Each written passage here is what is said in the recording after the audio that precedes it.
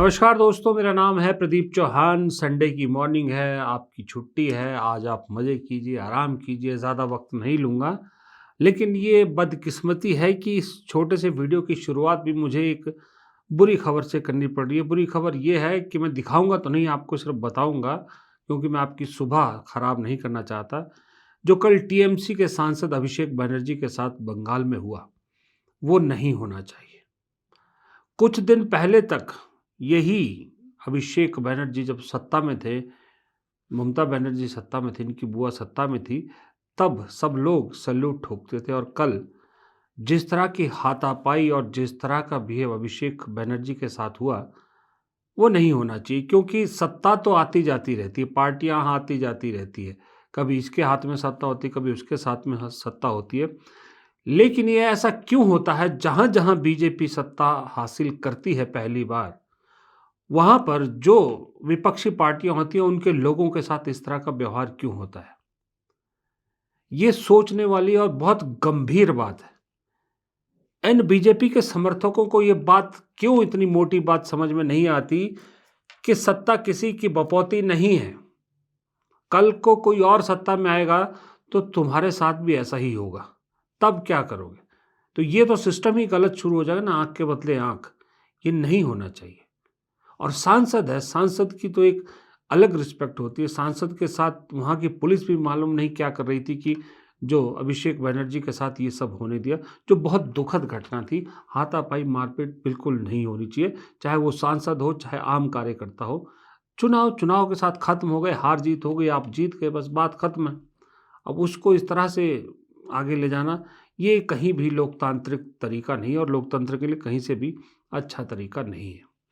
अब दूसरी अच्छी खबर पे आते हैं। दूसरी खबर अच्छी कांग्रेस के लोगों के लिए कि आखिरकार डीके शिव कुमार 3 तारीख को शपथ लेंगे मुख्यमंत्री की। कल सीएलपी की बैठक हुई, बाकायदा पर्यवेक्षक के तौर पर सोचिए कौन आए थे, केसी वेणुगोपाल और रणदीप सुरजेवाला।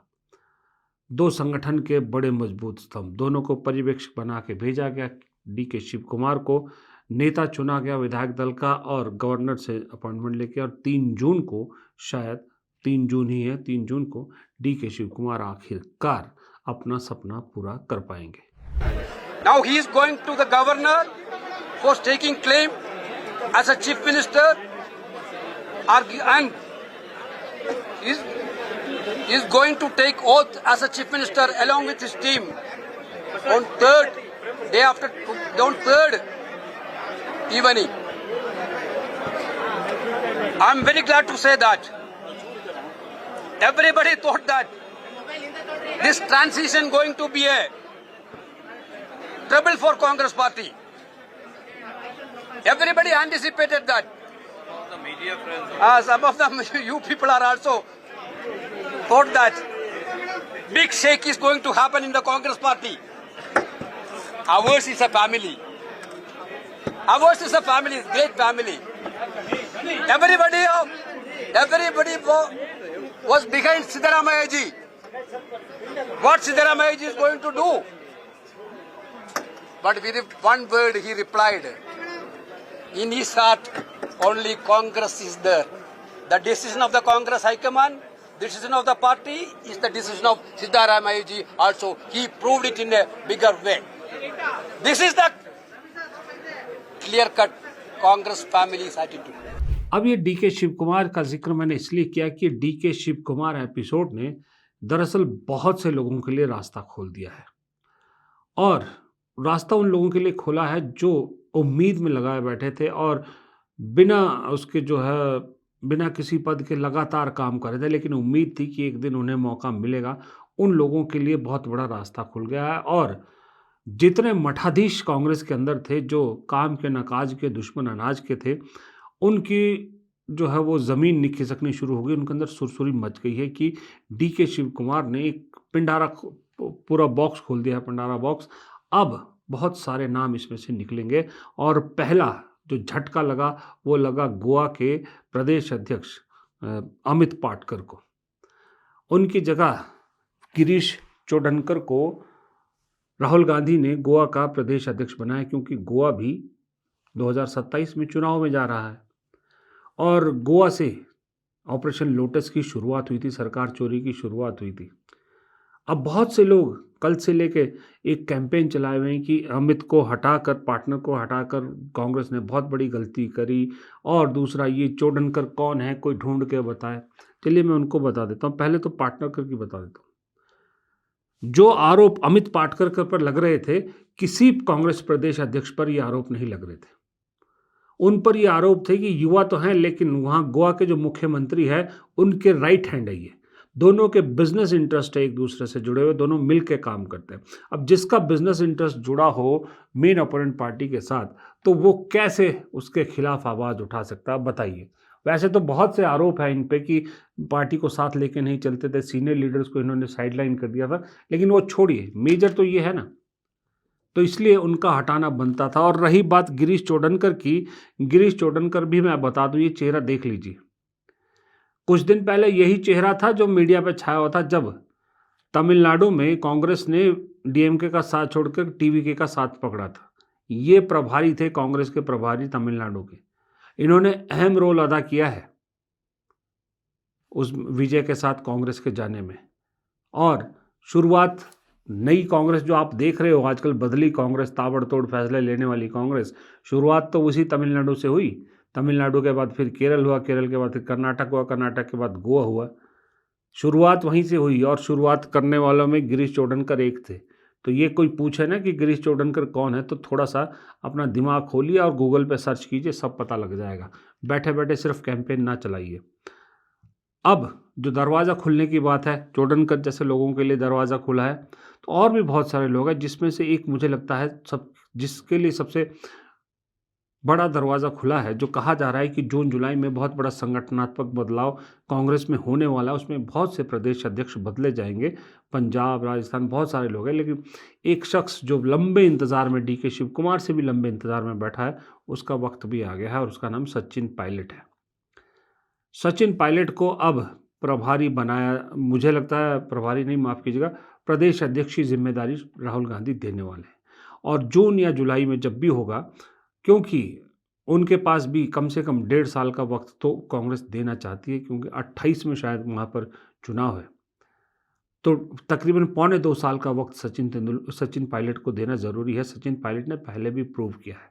अब यहाँ भी एक चीज़ मैं कहना चाहूँगा, एक उनके खिलाफ भी कैंपेन चलाया गया है कि एक वो अकेले शख्स, अकेले नेता ऐसा है जो अपने आप को कांग्रेस का बड़ा नेता कहते हैं, लेकिन कभी प्रधानमंत्री मोदी और उनकी सरकार पर सीधा हमला नहीं करते, हमेशा बचते हैं। तो उनके लिए भी, उनका मुंह बंद करने के लिए भी उनका मैं एक बयान सुना देता हूँ, जरा सुनिए। सालों में प्रधानमंत्री जी ने 3 बार चुनाव जीत लिया and he is elected prime minister.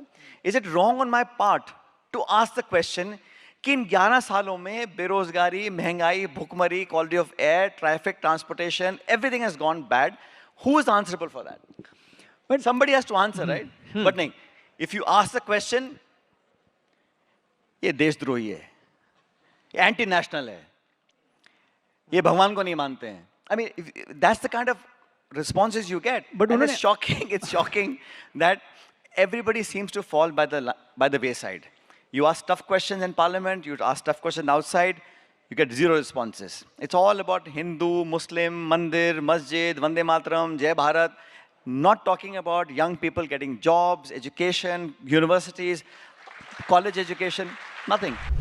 अब मुंह बंद हुआ। सचिन पायलट क्या कह रहे हैं? जो एक ऑपोजिशन के लीडर को कहना चाहिए वही तो कह रहे हैं ना। आप क्या चाहते हो, ये मोदी जी को गाली दें, तब बड़े नेता होंगे क्या? दरअसल कांग्रेस की प्रॉब्लम पता है क्या है? कांग्रेस में एक बड़ी प्रॉब्लम है, आप जिसको हटाओ तो दिक्कत, ना हटाओ तो दिक्कत। पहले कैंपेन चलाते हैं कांग्रेसी गुट में बटे हुए कि ये जो अध्यक्ष है इसमें ये कमजोरी है, इसको इसलिए हटाना चाहिए, इसको इसलिए हटाना चाहिए, इसके लिए इसको हटाना चाहिए। हालांकि हाईकमान अपने हिसाब से हटाती है, पूरा देख रेख करती है। और जब बदलते हैं फिर ये कैंपेन चलाया जाता है कि जिसको हटाया उससे कितना नुकसान होगा, जिसको बनाया है वो तो ये है, वो तो ये है, वो तो वो है। मतलब अगर सोशल मीडिया के हिसाब से कांग्रेस हाईकमान चलने लग जाए ना, तो कसम से कांग्रेस तो अभी 5-7 सीट पे भी मुश्किल होती। कांग्रेस का तो बंटाधार हो जाए, इतने ज्ञानी हैं सोशल मीडिया पे बैठे हैं जो कांग्रेस को ज्ञान देते हैं। बीजेपी में ज्ञान देने वाला एक नहीं मिलेगा आपको, क्योंकि वो जानते हैं ना ऊपर सुप्रीम जो फैसला हो गया वो किसी को भी नहीं मालूम होगा। बड़ी हैरानी की बात है वैसे, बीजेपी में कौन मुख्यमंत्री बनेगा, कौन प्रदेश अध्यक्ष बनेगा, ये किसी को कानो कान खबर नहीं होती, कोई खबर लीक नहीं होती। लेकिन पेपर जितने भी हो ना इस देश में सारे लीक हो जाते हैं उसी बीजेपी के राज में। इसीलिए वो पेपर लीक के मुद्दे को लेकर इस वक्त दिक्कत में बहुत है बीजेपी, क्योंकि राहुल गांधी वो ले उड़े हैं उस मुद्दे को।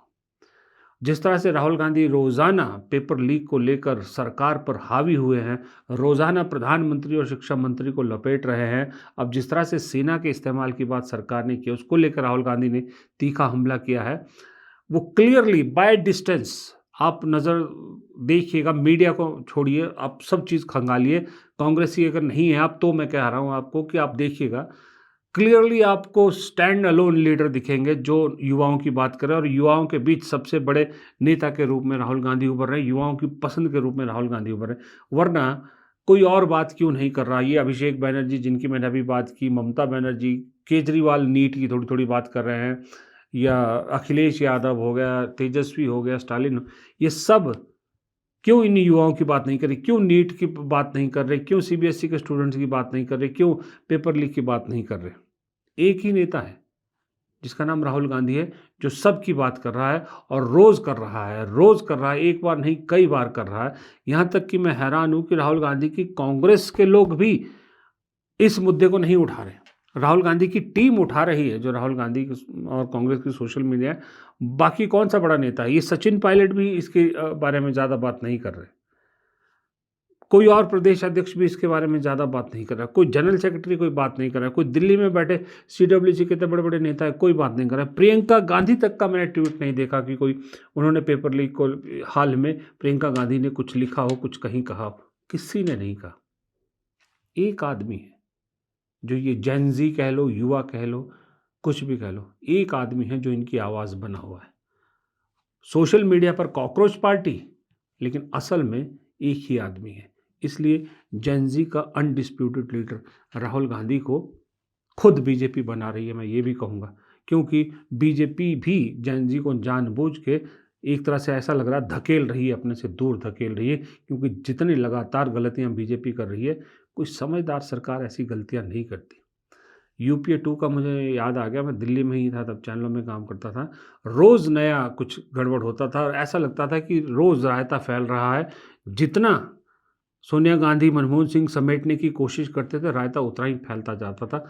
आज इस सरकार के साथ यही हो रहा है कि जितना रायता समेटने की कोशिश करी उतना ही फैलता जा रहा है। वो रायते की शुरुआत आप ट्रंप की डील से कर दीजिए, ट्रंप के जब सैंक्शन लगाए उससे आप शुरू कर लीजिए, ट्रंप की धमकी से शुरू कर, इनफैक्ट ऑपरेशन सिंदूर के जो सीज़ फायर का ऐलान ट्रंप ने किया वहाँ से लेकर अब तक देखिए, एक चीज़ सिमटती नहीं है कि दूसरी चीज़ फैल जाती है, दूसरी चीज़ सिमटती नहीं है तीसरी चीज़ फैल जाती है। अभी बहुत सारी चीज़, अभी तो एप्स्टीन फाइल का पिटारा तो खुला ही नहीं है, बहुत पिटारे खुलने हैं। खैर चलिए, संडे के दिन ज़्यादा बोर नहीं करूँगा आपको, फिलहाल इस वीडियो को यहीं ख़त्म करता हूँ, इजाज़त दीजिए, नमस्कार।